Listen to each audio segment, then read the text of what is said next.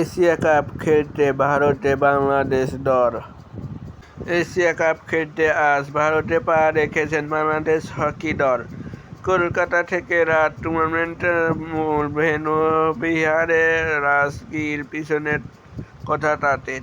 হযরত শাহজালাল আন্তর্জাতিক বিমানবন্দর থেকে রওনা হওয়ার আগে প্রধান কোচ মিজানুর রহমান বিপু সাংবাদিক মধ্যকে বললেন, শেষ 14 দিন ছেলেরা সর্বোচ্চ দেওয়ার চেষ্টা করছে।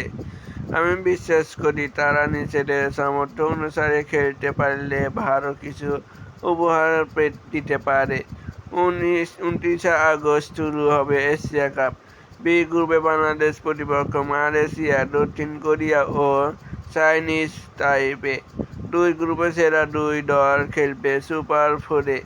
বাংলাদেশ আগে, বিহার পিছনে, দক্ষিণ কোরিয়া, চীন ও জাপান।